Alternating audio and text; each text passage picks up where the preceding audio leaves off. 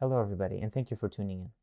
Now right off the bat, I'd like to thank all of our subscribers and everybody who has viewed our last post. Your guys' support has been truly incredible, and we do appreciate every comment made. Now with that being said, I do understand that it's been just over a year now since we made that post, and many of you guys have been asking for an update ever since. So rest assured, in this video we intend to accomplish two things. First and foremost, we want to get you guys updated as to what happened within the last year.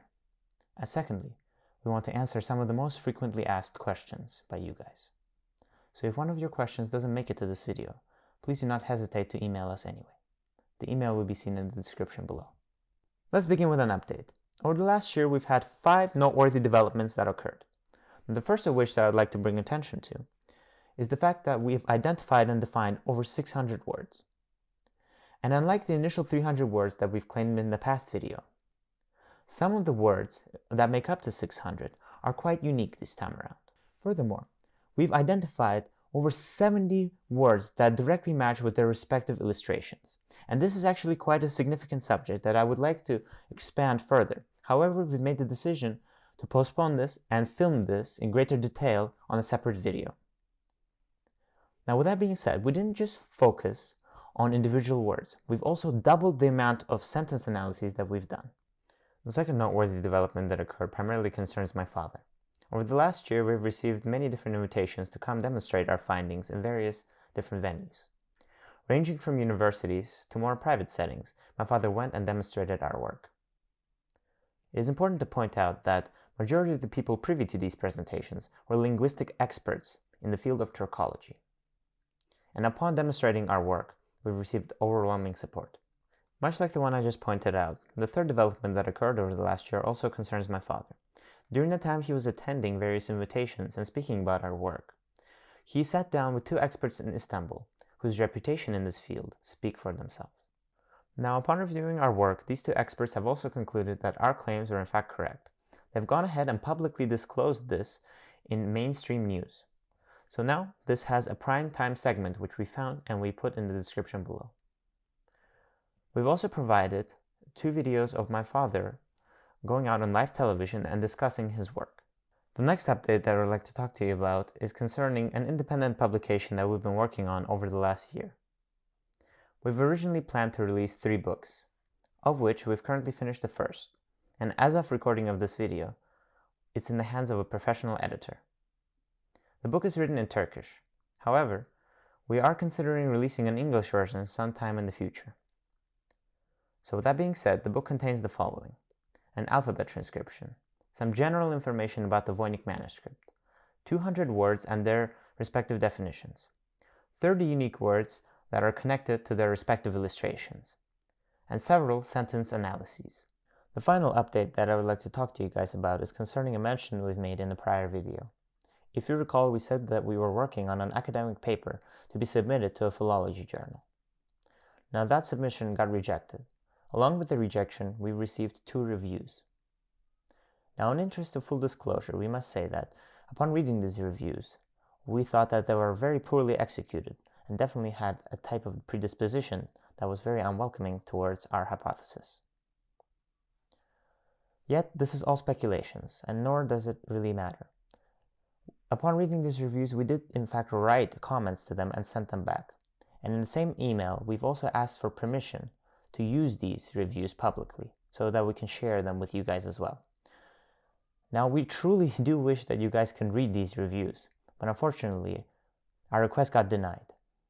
Now that we've concluded the update section, let's continue with the Q&A. Question 1. How accurate do you think your transcriptions and/or translations are? I'm sure there are some linguists and philologists out there that might debate certain translation details. Yet we firmly believe that there is little room for debate concerning our actual findings. Question 2. Are there prefixes in Turkish? No, there are none. Turkish is an agglutinative language that has suffixes only. In other words, what I'm trying to say is that it is affixated only from the end. But I do understand where you're coming from with this question, because I did say a couple of misleading things in the prior video that we shot.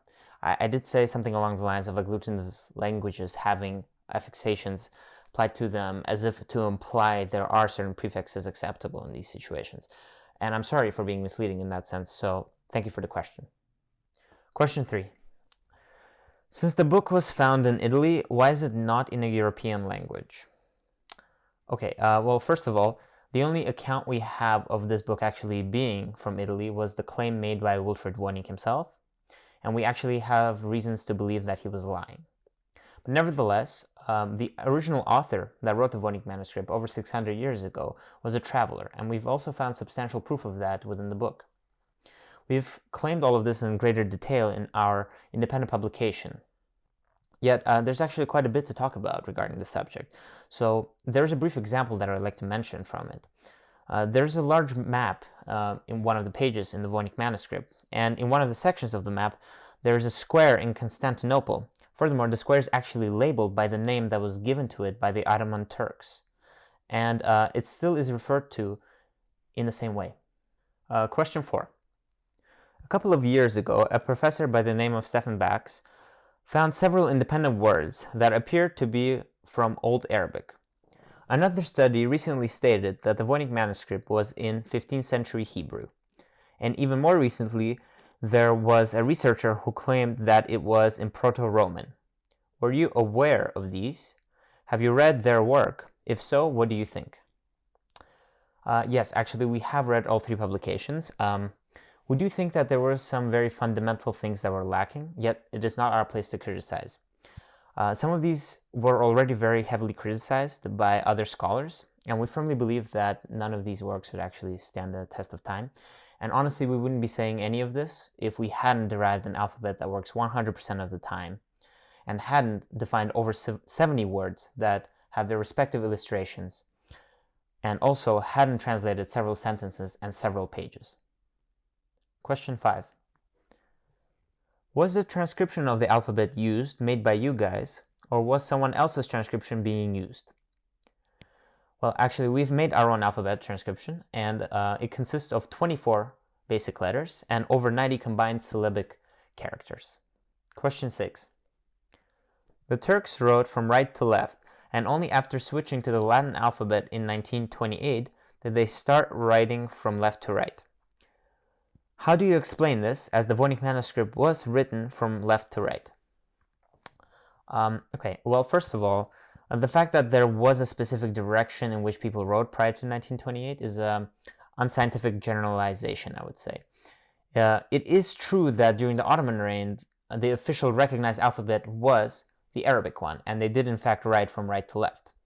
However, with that being said, many people that were literate chose not to do so anyway because the Arabic alphabet was quite difficult to learn and also did not fit the Turkish phonetic values and structure. But there are other examples of, even dating back to the 8th century, of Turkish alphabets that were used and were, for example, not Arabic but read from top to bottom. Question 7. Are the plants depicted in the manuscript real?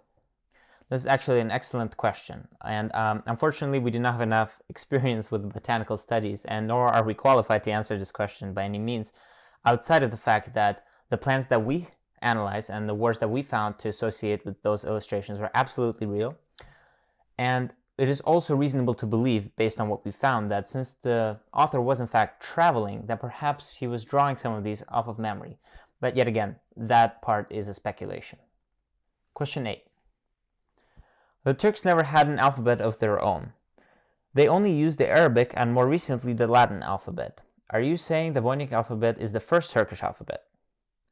No, we're not claiming that it is the first, but we are claiming that it is Turkish. This is actually a quite controversial subject, if I have to be honest. Scholars are in disagreement as to who actually invented the first runic and Latin alphabets, as well as all of their variations. And as a matter of fact, also who invented the very first writing system to begin with. But we and many other scholars believe that the runic alphabets and the Latin alphabet are both evolutions of the Sumerian, Etruscan, and the Turkish symbols and tamgas, as all of these stem from the same roots of old agglutinative languages.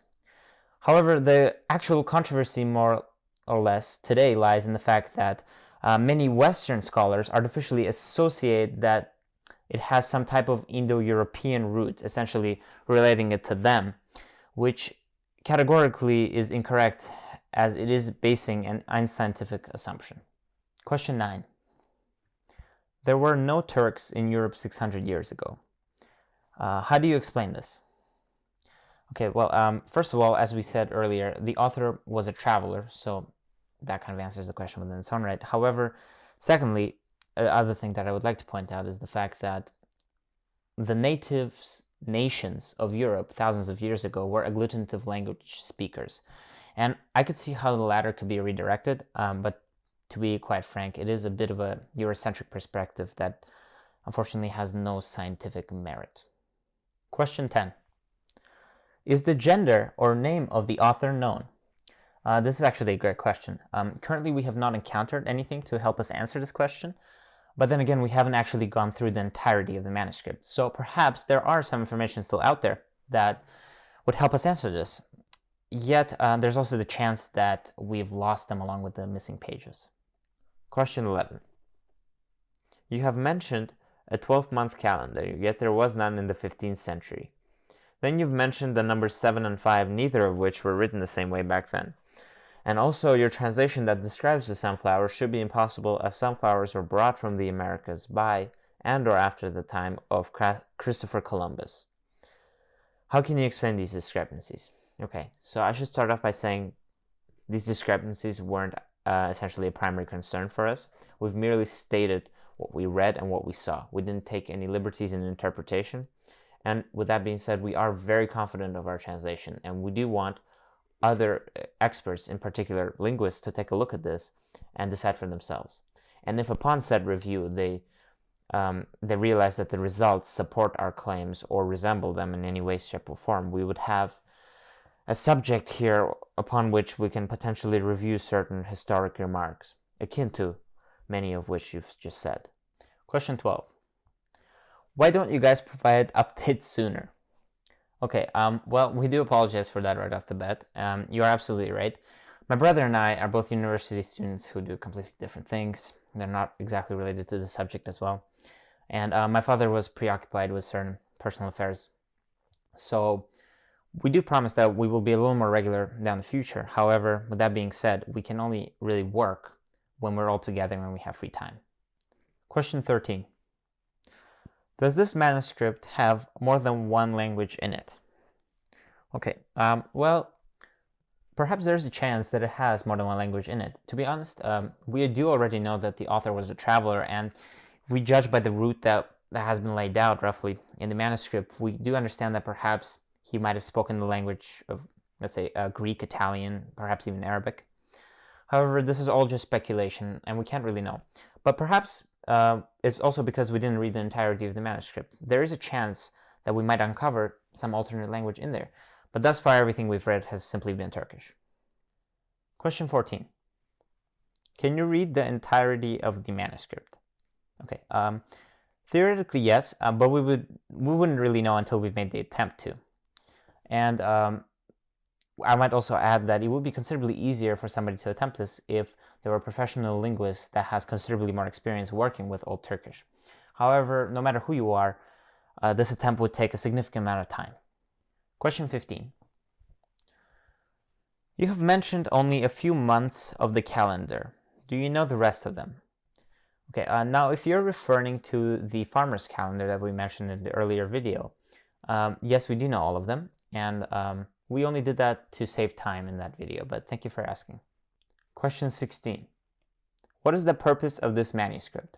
Now, this is actually one of the most frequently asked questions, so we've taken down several notes here of what we found in the Voynich Manuscript thus far. The manuscript contains suggestions for aesthetic care, essentially beauty regimens, mainly for women. Everything from bathing in herbal extracts, teas, hot springs, to facial care is mentioned.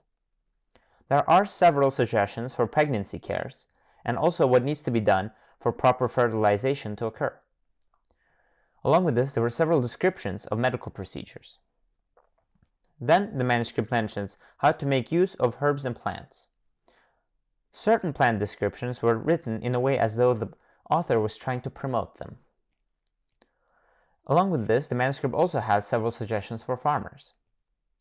There was nothing religious in the text as far as we have seen. We have not focused on the astrological or astronomical sections yet. We only read several individual star names, such as the Pleiades, which in Turkish is Ülker. The sections we have read have been written in a poetic way, as though reading literature, which was quite memorable.